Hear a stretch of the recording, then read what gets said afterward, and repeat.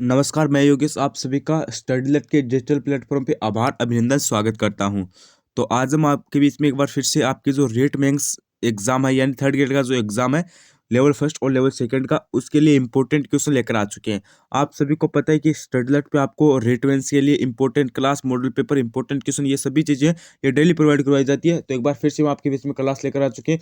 अगर आप channel study lab पे पहली बार विजिट करो तो चैनल स्टडी लैब को सब्सक्राइब कर देना, क्योंकि स्टडलेट पे आपको रेटमेंट्स की सभी इंपॉर्टेंट क्लास प्लस आपको इंपॉर्टेंट क्वेश्चन और करंट अफेयर की क्लास, साइकोलॉजी क्लास, कंप्यूटर की क्लास, ये सभी चीज़ें आपको स्टडलेट पे देखने को मिलेगी। तो सब्सक्राइब कर देना और नोटिफिकेशन बेल को ऑन करना मत भूलिए, जिससे क्या होगा कि हमारी न्यू क्लास आएगी तो आपको सबसे पहले पता चल जाएगा।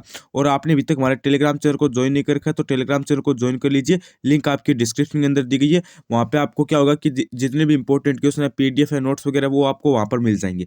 तो चलिए आज की इस क्लास को स्टार्ट कर लेते हैं। तो देखो सबसे पहला क्वेश्चन क्या कह रहा है, केवाई माता मंदिर का निर्माण करवाया था देवदत्त ने, चच ने, या फिर भीमदेव ने, या फिर शालिवाहन ने। तो इसमें आपका हो जाएगा ऑप्शन नंबर बी यानी चच ने।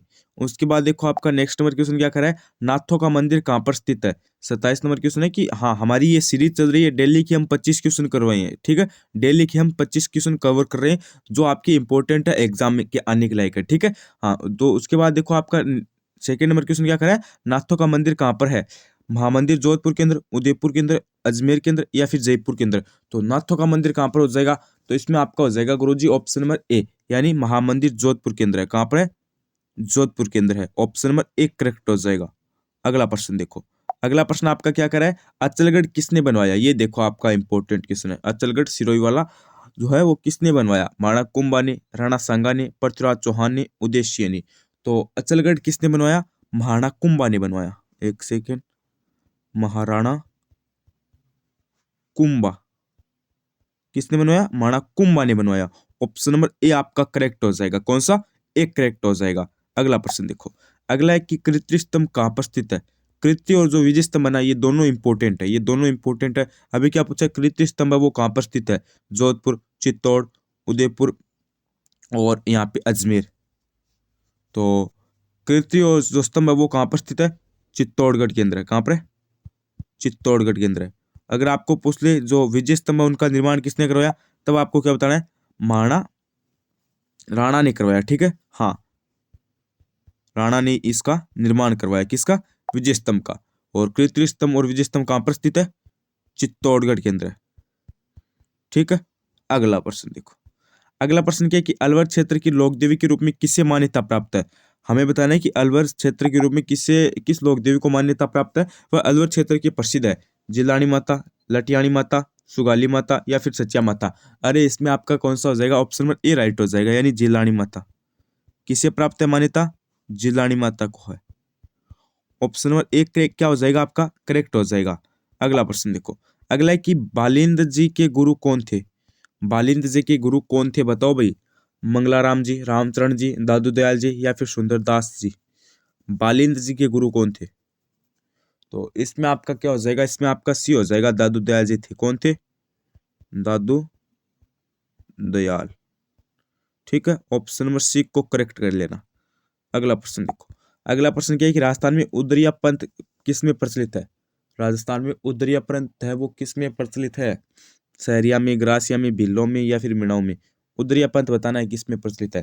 तो उदरिया पंथ आपका किस में हो जाएगा गुरुजी, भीलों के अंदर है, ठीक है। उदरिया पंथ कहाँ पर है, भीलों के अंदर प्रचलित है। और भीलों का एक जो गांव का मुख्य होता है उसे क्या कहते हैं, भीलों के गांव के मुखिया को गमेती कहते हैं, ठीक है। ये भी बात आपको ध्यान रखनी है। अगला प्रश्न देखो, अगला प्रश्न क्या है, अलखिया संप्रदाय की स्थापना किसने की। अलखिया संप्रदाय की स्थापना किसने की, चरणदास जी ने, संतदास जी ने, लालगिरी ने, या फिर भोलानाथ ने। तो जो अलखिया संप्रदाय है उसकी स्थापना किसने की गुरुजी, लालगिरी ने की, ध्यान रखना। ऑप्शन नंबर सी आपका करेक्ट हो जाएगा, ठीक है। अगला प्रश्न देखो, अगला प्रश्न क्या है, राजस्थान में कौन से प्रसिद्ध संत बीकानेर में कतिया सर से संबंधित है बताओ भाई।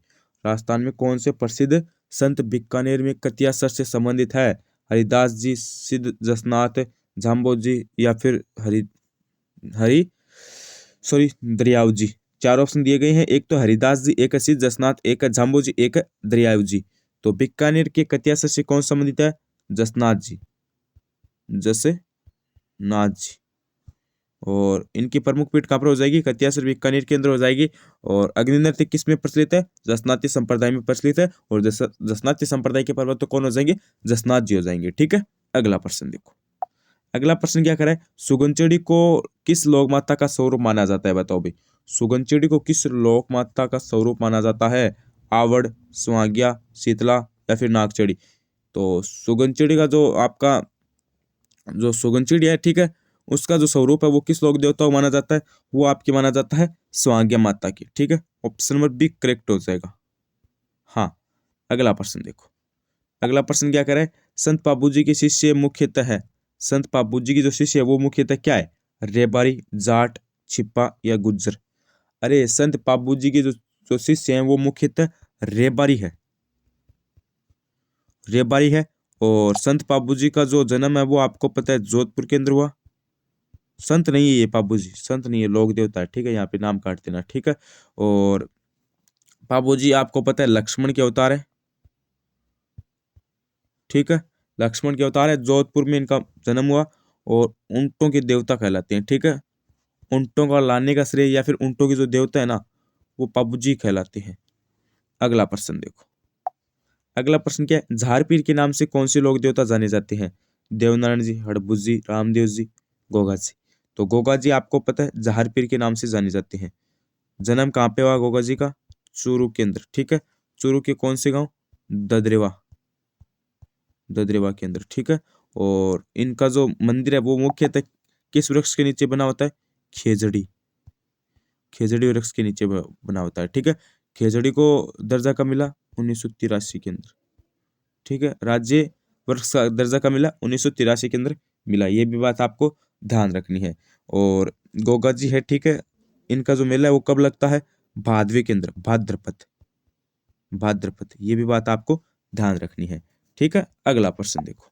अगला प्रश्न क्या है, एक शासक एवं एक संत पिपा किस स्थान से संबंधित है, एक शासक एवं संत पिपा किस स्थान से संबंधित है, आमेर, वाराणसी, जायल, गागरोन। तो ये आपके किस स्थान से संबंधित हो जाएंगे गुरुजी, ये आपके हो जाएंगे गागरोन से संबंधित। अगला प्रश्न देखो। अगला प्रश्न क्या कह रहा है, काजी हिमादुद्दीन सुहावर्दी को किस स्थान पर सर्वप्रथम काजी बनाया गया। तो इनको सर्वप्रथम किस स्थान पर काजी बनाया गया, तो इसमें आपका हो जाएगा नागौर के अंदर। कहाँ पर, नागौर के अंदर। उसके बाद देखो, आचिंत्य भेदाभाव का संबंध, आचिंत्य भेदाभाव का संबंध किस संप्रदाय से है, चैतन्य, निम्बारक, परिणामी या फिर लालदासी। तो इसमें आपका हो जाएगा ऑप्शन नंबर ए, यानी चैतन्य संप्रदाय से। ऑप्शन नंबर ए करेक्ट हो जाएगा। अगला प्रश्न देखो। अगला प्रश्न क्या कह रहा है, रसिक संप्रदाय का प्रवर्तक कौन था, रसिक संप्रदाय का प्रवर्तक कौन था, अचलदास, अगरदास, ईश्वरदास या फिर गिरदास।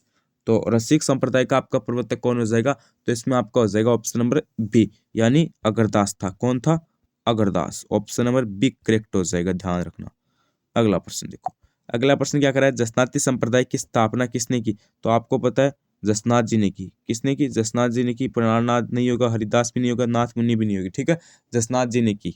और किस संप्रदाय की स्थापना की, जसनाती संप्रदाय की स्थापना की। अगला प्रश्न देखो। अगला प्रश्न है, दयाबाई एवं सहजोबाई का संबंध किस संप्रदाय से रहा है, बताओ भाई। दयाबाई एवं सहजोबाई का संबंध किस संप्रदाय से रहा है, चरणदासी संप्रदाय, जसनाती संप्रदाय, परिणामी संप्रदाय या फिर निरंजनी संप्रदाय। तो देखो ये थोड़ा सा इंपॉर्टेंट क्वेश्चन है, स्टार लगा लेना। दयाबाई एवं सहजोबाई का जो संबंध है ना, वो आपका किस संप्रदाय से रहा है, चरणदासी संप्रदाय से रहा है। ठीक है, ऑप्शन नंबर एक करेक्ट होगा आपका, ध्यान से सुन लेना, ऑप्शन नंबर एक करेक्ट होगा। क्योंकि जो चरणदास संप्रदाय है उससे ही दयाबाई एवं सहजोबाई का संबंध है। अगला प्रश्न देखो।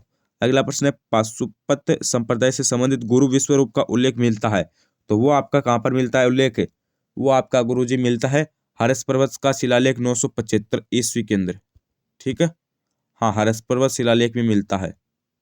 अगला प्रश्न देखो। अगला प्रश्न है, चरणदासी संप्रदाय की प्रधान पीठ कहाँ पर है। ये देखो इंपॉर्टेंट क्वेश्चन है।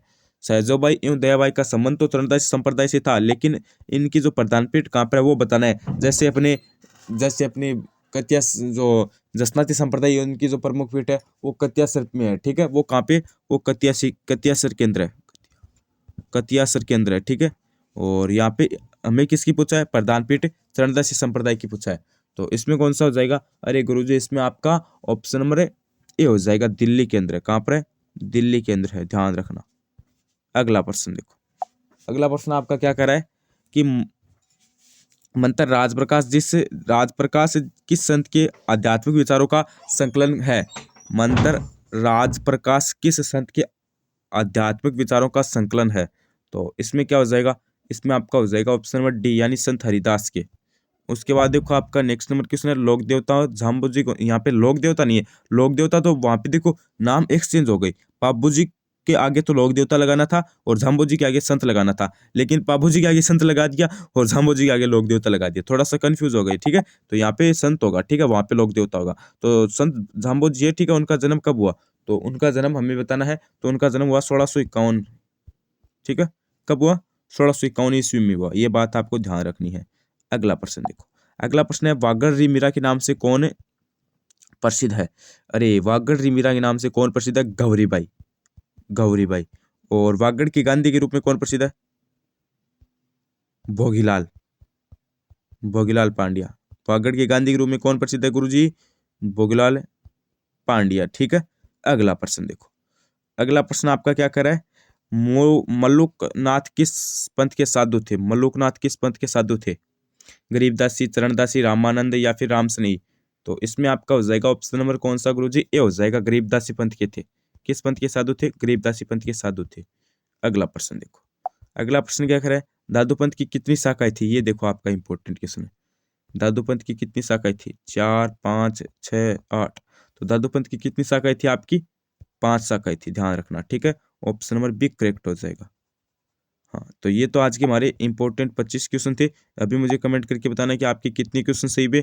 और अगर आपने अभी भी चैनल को सब्सक्राइब नहीं किया तो मेरी आप सभी से निवेदन रहेगा, और आपकी सबसे बड़ी गलती भी है कि आपने चैनल को सब्सक्राइब नहीं किया है, तो चैनल को सब्सक्राइब कर लेना, नोटिफिकेशन बेल ऑन कर लेना, जैसे ही आपको न्यू क्लास आएगी तो आपको सबसे पहले पता चल जाएगा। और टेलीग्राम चैनल को ज्वाइन कर लेना, वहाँ पे आपको इंपॉर्टेंट क्वेश्चन PDF वगैरह मिल जाएगी। आज के लिए बस इतना ही, बने रहिए चैनल के साथ, धन्यवाद, थैंक यू।